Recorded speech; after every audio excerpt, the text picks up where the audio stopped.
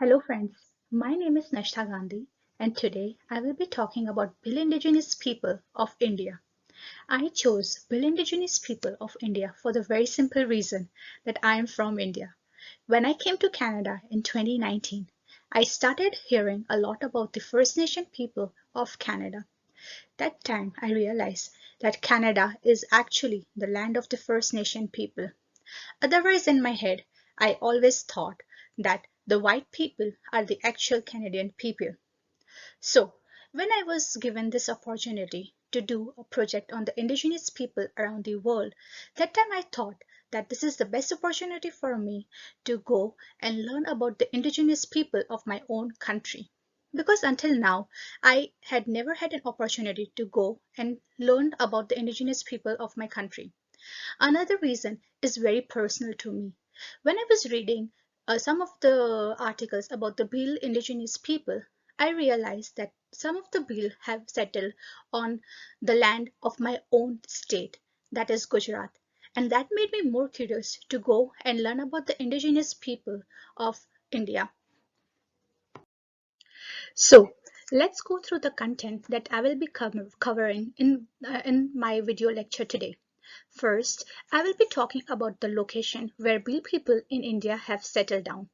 Second, I will highlight on the learning outcomes where I will talk about their history of origin, religion, cultural heritage, food, and challenges that they face. Third, I will put some light on the connection between the Bhil people and the First Nation people of Canada. And lastly, I will be talking about my own learnings and experiences that I gained doing this project. So let's begin with the location where the Bhil people have settled down. In the smaller box on the right is the map of India. The Bhil people of India are found in the state of Rajasthan, Gujarat, Maharashtra, Madhya Pradesh, and Tripura. There are 4 million Bhils found in the western part of India. India is a home to about 700 tribal groups with a population of 104 million, as per 2011 census. This indigenous people constitute the second largest tribal population in the world after Africa. The first outcome that I will be talking about is the history of the origin of the Bhil people. The word Bhil is derived from the word Vilu or Bilu, which means a bow. The bow and arrow are very popular among the Bhil community group. The Bhil are divided into numerous subtribes including Barela, Bhilal, Garasya, Gameta, Meena, Tadwi, and Vasavi. However, this group see themselves different from the Bhils. There have been various folklore stories about the origin of the Bhil people. Today, I will be sharing one of the most famous tale, that is about the Mahadeo, great god, who was resting in a forest, sick and unhappy. A beautiful woman appeared before him, and on seeing her, Mahadeo was cured from his illness. The god was very impressed by her beauty, and together they produced many offsprings. One of the children was an ugly and vicious son. Mahadeo got angry when this son killed his favorite bull, and therefore expelled him. It is believed that all Bhils are said to be descended from this son who was boycotted. They are the oldest and the largest inhabitant of the South Asia. They are identified with Dravidian and pre-Dravidian people of South Asia. Though very little is known about their origin, a Sanskrit text mentioned about Bhil chieftain at the very end of the 6th century AD. During the 7th century, Rajput clan started to settle in the western part of India and started conquering the local Bhil. Even before the white people came in and conquered our land, the India was ruled by the kings and the queens. The Rajput is one of the king who conquered the Bhil people. Some Bhils got defeated and stayed, while some of them went to the mountains and preserved their independence. The ones that stayed became slaves of the Rajput clan and accepted ruling government of Rajput. Bhils would put ceremonial mark called tika, made of their own blood, on the forehead of the king, as an act of showing respect. This was the situation of Bhil in the state of Rajasthan. Whereas in the state of Maharashtra, Marathas treated Bhil differently. This is one more Hindu community. During the beginning of the 17th century, Marathas miserably persecuted the Bhils. If criminals were caught and found to be Bhils, they were shot on the spot. Bhil community was getting wiped out, so they too fled to the hills for safety. From there, they started raiding and robbing neighboring villages. The British government during the 19th century had to send special military to calm down the Bhil community. It was only in 1949 that Indian Constitution Act designated the Bhils as a scheduled tribe. They are the groups identified needing special representation and assistance in India after independence from the British rule. Let's go ahead and talk about the religion of the Bhil people, which I feel is quite similar to the religion that the First Nation people believed in. I have been doing quite some reading about the First Nation people from the Treaties Elders of Saskatchewan, and from the readings that I have done, I realized that they also believed in nature as much as the Bhil people of India also. Bhil people are the ones who believes in nature. They worship whatever is found in the natural environment. They believe in supernatural forces and need to order relations with the forces that dominates Bhil's religious life. The Bhils are highly superstitious people. They believe in ghosts and evil eyes. A lot of Bhil women are suspected of witchcraft and black magic. The victims were subjected to torture and were even killed. The Bopa and Badawa are the ones who help get rid of those ghosts. Fire is held to be sacred, and animal sacrifices is a common practice done by Bhils. Presently, a lot of Bhil people have adopted Hindu practices. They worship Hindu god Mahadev and goddesses Parvati. Smaller amount of Bhil have even adopted Islam and Christianity. That was the effect of Christian missionaries during 19th and the 20th centuries. However, 97% of the Bhils follow tribal religion presently. Bhils are known to have very unique culture in South Asia. Music, dance, and song are an integral part of Bhil life and accompany all feasts and celebration. The traditional dance of Bhil is Ghumar, that is done to worship goddesses Saraswati. Women performs the Ghumar with gungat on their head covering the face. Bhil carries out dance drama Gauri, which is conducted every 2 to 3 years, usually in the month of August. During Gauri, the host village provides gifts to the visitors, and this was one way of building relation among Bhil villages. The Bhil tribe are talented in sculpture work and make beautiful elephant, horses, tigers out of clay. The Baneshwar Fair is the main festival among Bhils. The fair is held during the month of January and February and is dedicated to Baneshwar Mahadevo, also known as Lord Shiva.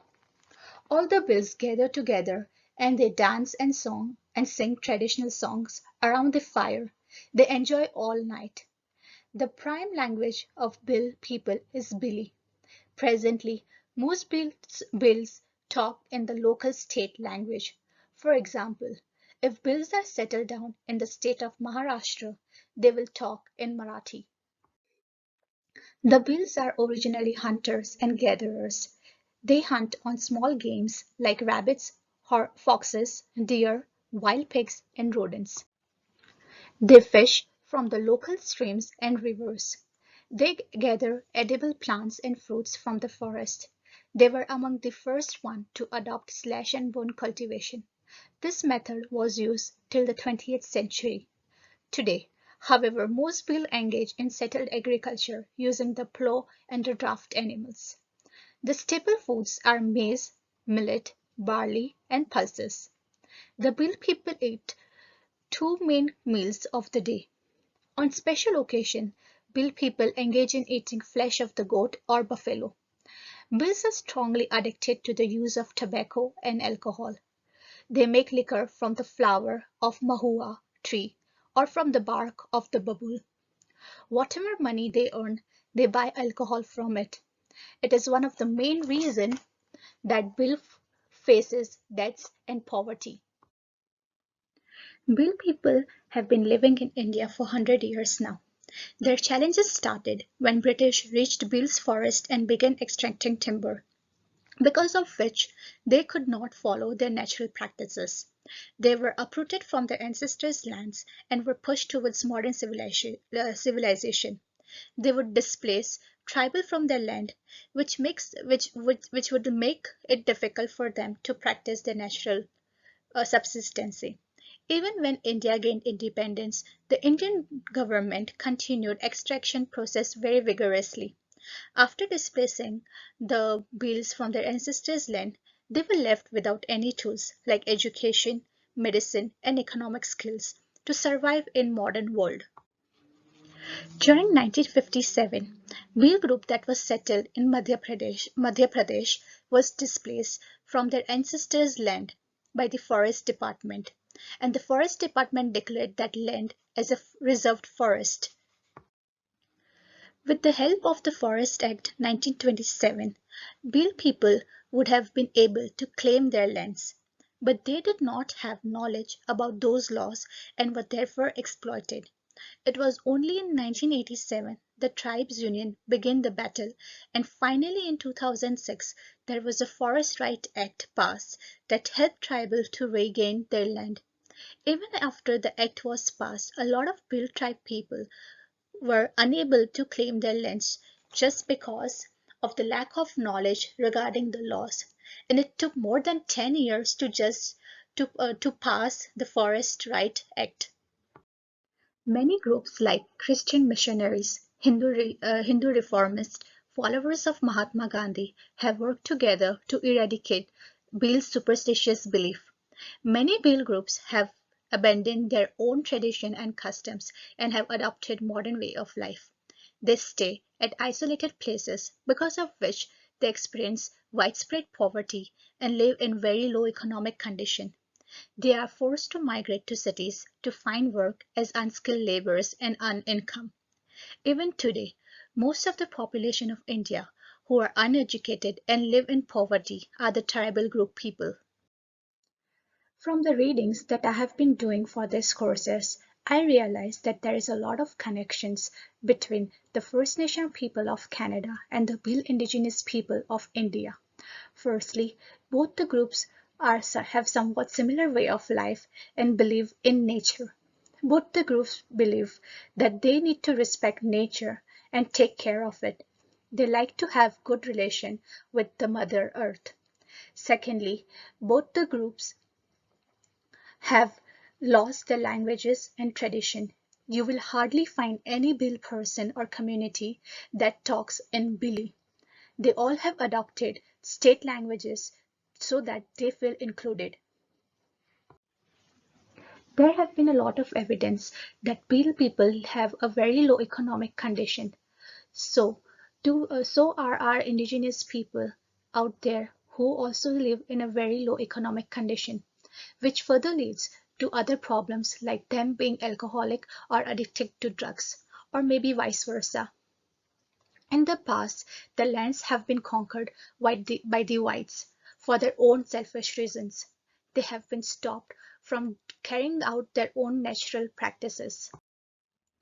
From this proposal, I have learned that educating present generation about the history and culture of indigenous people is very important. It is necessary to provide education and other resources to indigenous people. For example, Bhil people who are living in isolated areas are unable to go and have access to education. Therefore, education should reach them. And one more thing that I have learned is to encourage indigenous way of life, that is about living in nature and for the nature. These are the list of references that I have used for my project. Thank you.